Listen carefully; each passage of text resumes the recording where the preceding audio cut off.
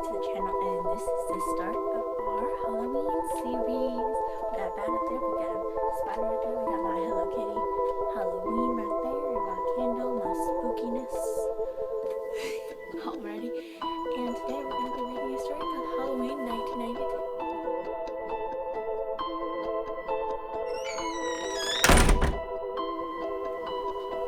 Halloween 1992. When I was 12 years old, I was gearing up for an awesome neighborhood out with my friends. At that time, it was still relatively safe for kids to go combing neighborhoods in search of candy and treats, without a lot of parental supervision. Times have certainly changed now, but after this incident, I'm not sure I'd ever want my kids out alone at night, especially on Halloween. Cedar Mill Road was long and scattered, with lots of houses. It was an area that was kind of known to be spooky, mainly because there was an old house and which had lots of swirling ghost stories. I've heard many childhood whispers and legends.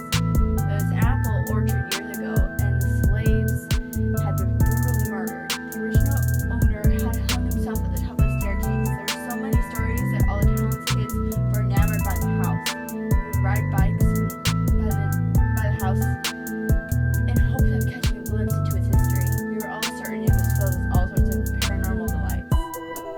After trick-or-treating for several hours and almost reaching the end of Cedar Mill Road, a friend suggested we go knock on the door of the house and see if anyone answered. We knew an old woman lived there by the last name of Murphy. No one ever saw her out much, but she inherited the property and had lived there for probably 50 years. It was a big house, especially for one person. I had always thought it had to be lonely to be unmarried, no children, and living in such a big old rundown house. My dad called it decayed gentry, although I had no idea what that meant. The driveway winded up through the orchard, which lay sprawling out in front of the house. No one tended to the apples anymore, and so most of them lay rotting on the ground, which by October was more of a rotting stench than an apple fragrance. "Hey, you go up and ring the bell," Jessica told me. I shrugged. "I'm not going by myself." "Take Olivia with you," she said. Olivia shook her head. "I don't think so. It's getting late. I need to get home." Jessica grabbed her hands. "We'll all go together." "Smells bad," Olivia said. "I don't want to go up there." "Yeah," I agreed. "The apples stink. If an old woman lives here, she might already be in bed. She probably doesn't want trick-or-treaters." "She doesn't even have a porch light on," Olivia said. "Universal sign for leave me alone."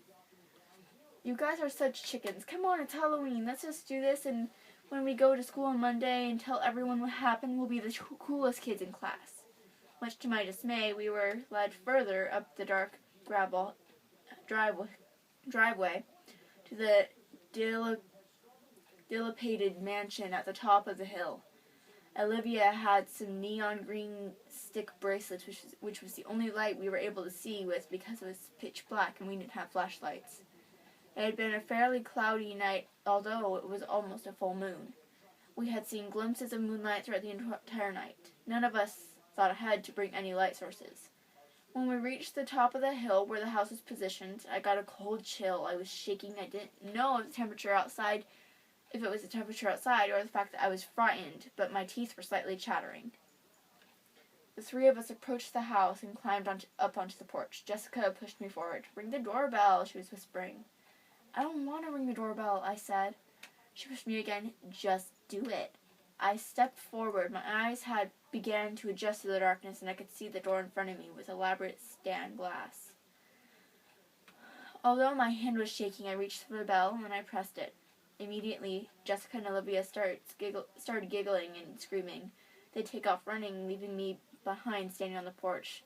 I heard a noise from inside the house. I darted off the porch. I tripped over my witch's dress and fell face first on the grass. My pumpkin-shaped bucket filled with candy spilled onto the ground, but I was too scared to bother with it. I threw the bucket down, trying to see my way to the drive, but it was dark. I could hear the girls giggling in the distance somewhere ahead of me. I mumbled under my breath. My feet hit the gravel on the road. My heart was pounding. Why was I so scared? I was on the road now and away from the house. I was in a safe place. The old woman was probably in bed. She hadn't even opened the front door. I told myself not to be afraid, as I was fine now. We were just being dumb kids. I had slowed to a sprint now. I was breathing heavily. but slowed to a walk. I could make out headlights down Cedar Mill, so I know I was not far from the road. Those girls would be waiting down there at the end. I'd give them a piece of my mind. Stupid girls, I said in a low voice. When all of a sudden, out of nowhere, 2 hands were grabbing at my chest from behind. Something was pulling me. I let out a scream. Something had me. I could hear it snarling and hissing as it pulled me. I tried fighting it off. It was dragging me over to the side of the driveway. I could only see the outline of an apple tree in the moonlight. I could smell the rotting stench. I was only 12, but fighting as hard as I could. I was screaming and yelling, "Help me!" I tried hitting the arms off me. I was as combative as I possibly could be, feeling like I was fighting for my life. Whoever had me was not letting go. I felt sharp nails sticking into my chest while it was pulling me towards the apple trees. "Who are you? Let me go!" The clouds must have moved away from the moon, because for a moment, again, the moonlight was shining down, illuminating the orchard around me. That's when I caught a glimpse. What had its arms wrapped around me was an old hag, a woman, but she was old and looked half dead. She had flesh that looked like it was also rotting away from her face. She was gurgling and snarling. I managed to twist myself loose, and the second I did, I felt her sharp claws on my back, but I took off running. I ran through the orchard, dodging trees. I felt the disintegrating apples squishing and oozing under my feet. At one point, I slipped and fell into a pile of the mush. I finally made my way to the gravel and did not stop until I was on the main road. Of course, my friends were posted up waiting for me, but the minute they saw me bolting, they did not laugh. I was in shock. Somehow we managed to get to a neighbor's house where the person called my parents to come pick me up. My friends explained what had happened and how they left me at the house. I had scratch marks on both my chest and my back from the incident.